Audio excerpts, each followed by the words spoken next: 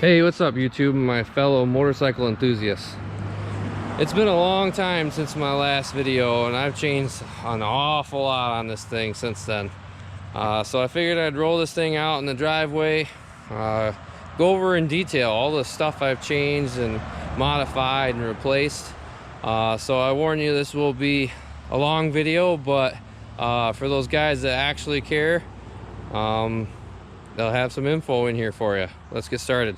Bought this thing from a coworker. It was a fully dressed bike. It was poop brown, and story was is he had it parked in a line of bikes, and some idiot came along and hit it with their car and knocked it over and smashed up the bag on one side and smashed up the bag on the other side, and even dented up the side of the fairing and all that jazz. So I got it from him, a real steal of a deal. All right, so we're going to talk about the color scheme. So the color scheme came mainly from the helmet. I really wanted the helmet to match the bike, as well as the silver and black was already on the wheels because of the machined mag wheels that come on this bike. So I wanted to accent that and build on that. This is a lacquer based paint from AutoZone. This is a jet black, and then they have a light silver, and then I made a custom mix between the two, this silver and this black, to get the same style of silver that's in this helmet. Another thing that went along with the paint job was there was badges all over this bike, and I wanted to go for a low profile incognito type of thing where if you didn't know it was a GoldWing, you wouldn't know it was a GoldWing. So I took one badge that was down here and I put it right here. So I drilled holes in it, popped it in place, and then I rolled silver over top of it so it kind of popped a little bit. And then the only other badge is a custom cut vinyl sticker. Now this vinyl sticker is stuck on the color, so it's on the black, and then I cleared over that vinyl sticker about 10 times. And the idea is that it would be a smooth surface. It wouldn't be bumpy because it's actually a vinyl sticker on there. All right, so we're going to talk about a little bit of body work that I did. These GoldWings, these false tanks are actually two-piece, one side and the other side. And because of that, there was a rubber seam that was right here and right here. Well, I didn't like the look of that at all. I wanted it to look more like a real tank. So what I ended up doing is I buffed that out, and then I fiberglassed it together on the front and back. And I think it makes it look a little nicer. The other thing I did, like I talked before, was there were badges here, and because there's badges, that means there's holes, and so I filled all those in. Turned out pretty good. Been happy with that. So I get a lot of questions about the seat pan. The seat pan I bought from a company called Hot Wing Glass. You can buy it as just the pan, you can buy it with the pan and the seat pad, or even add the license plate holder and the tail light. This is designed to go on this bike. There's a little tab that goes underneath the false tank, and the only modification I had to make was a notch right here for the bolt that holds the shock on.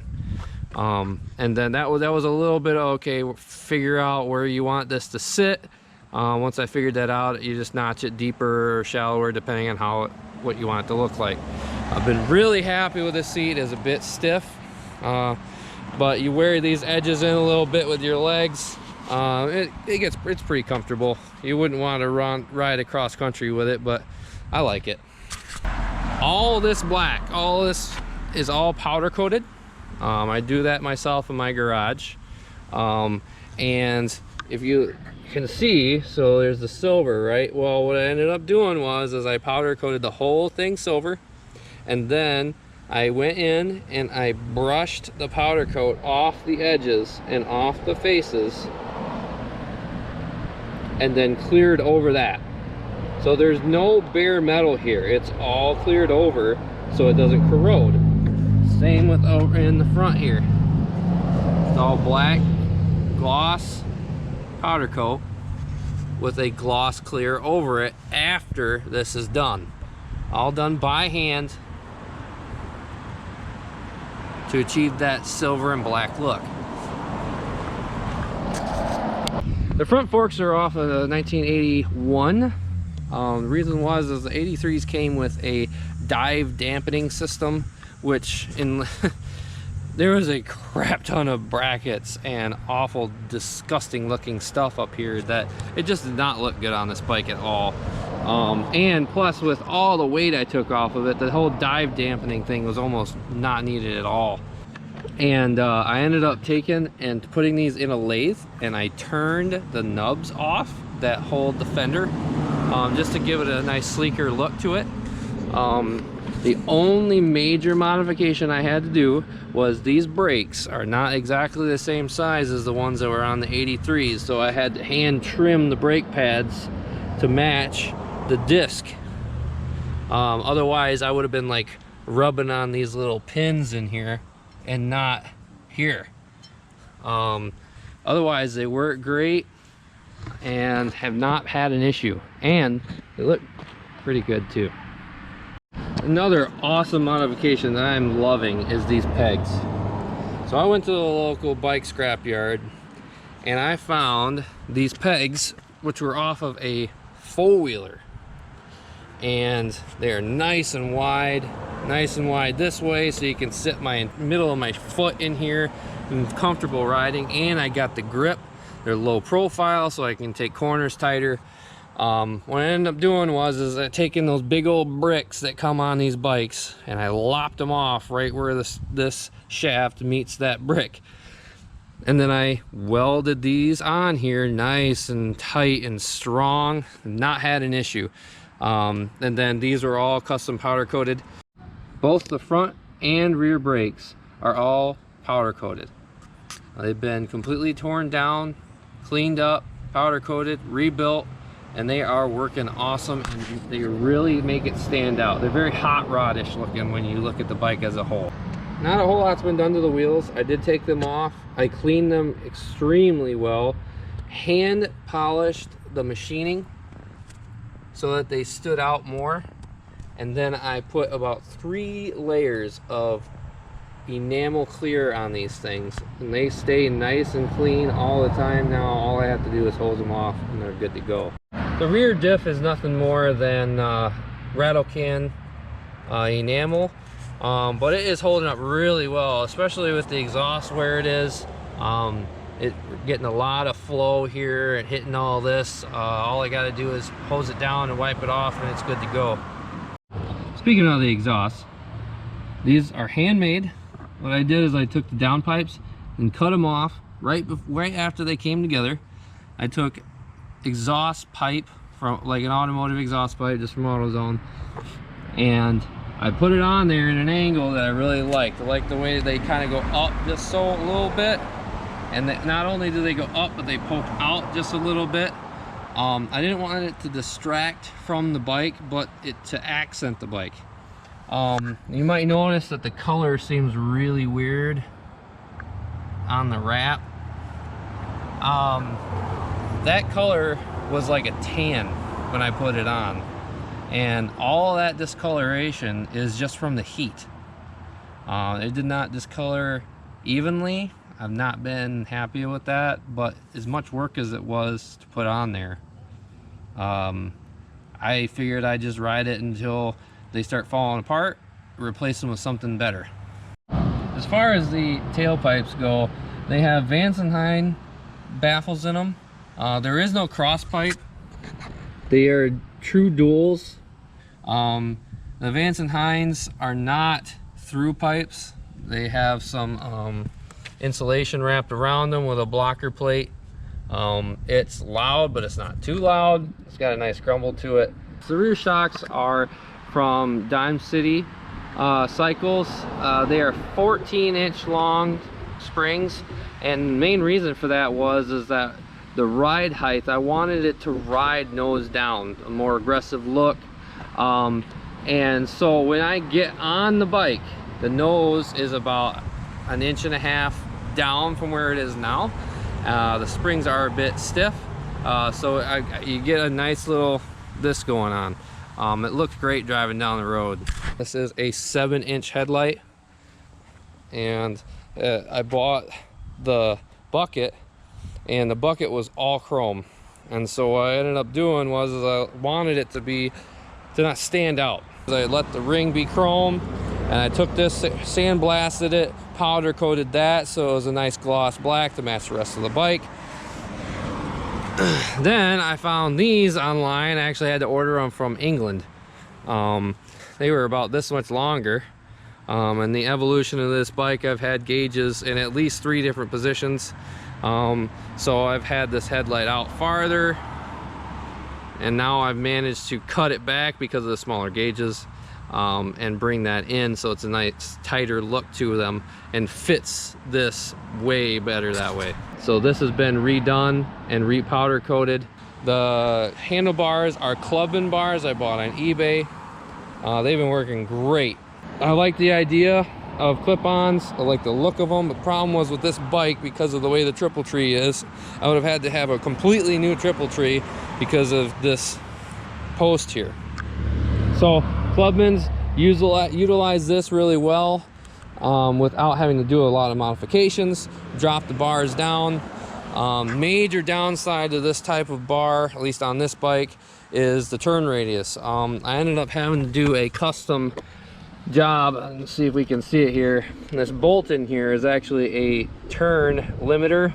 So I drilled and tapped here, and then drilled and tapped on the other side, and there's a bar in there.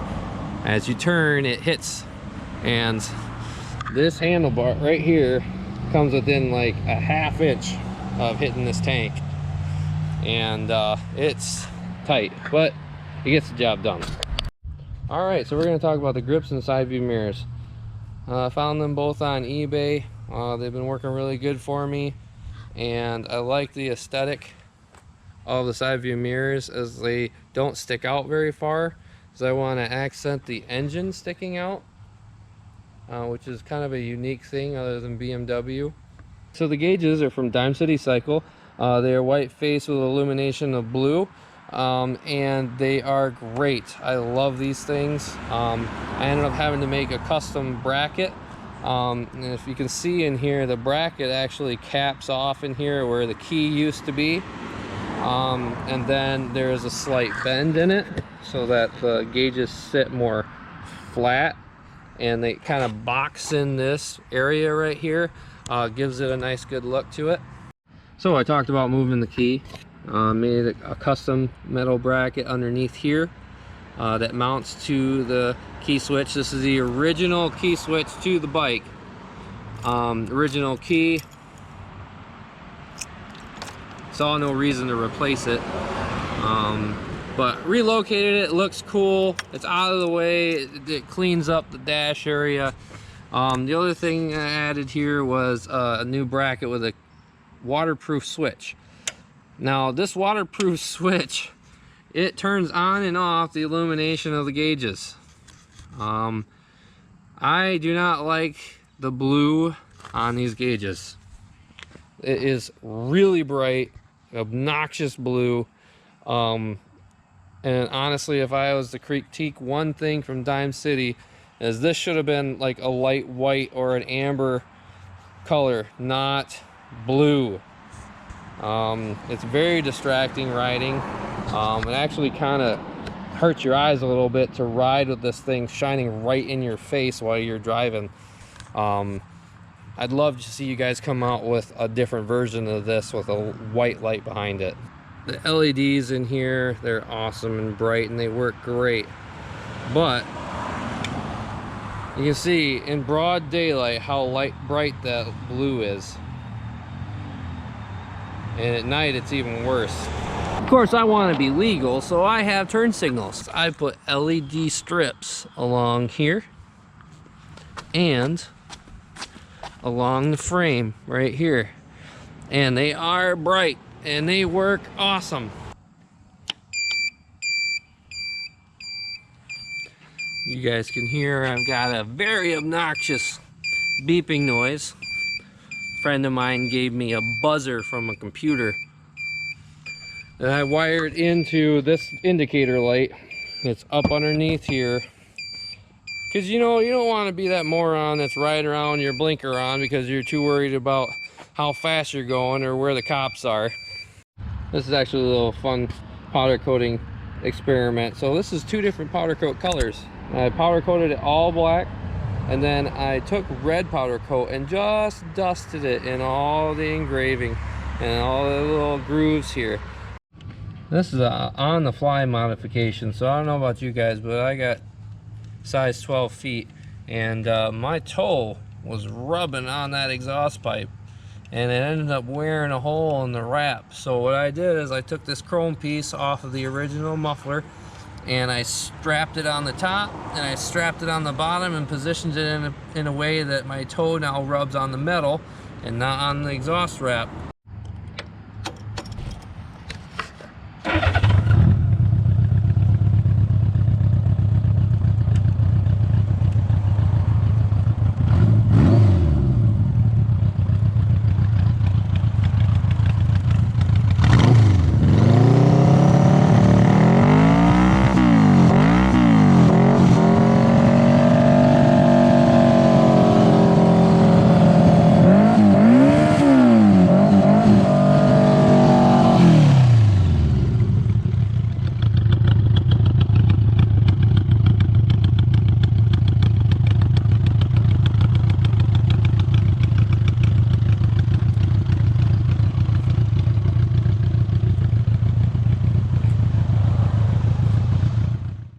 It's been a lot of work and a long time getting here, but now it's my daily driver, and I love riding this thing. Thanks for watching the video. I appreciate it. If you please like and subscribe, you guys be careful out there.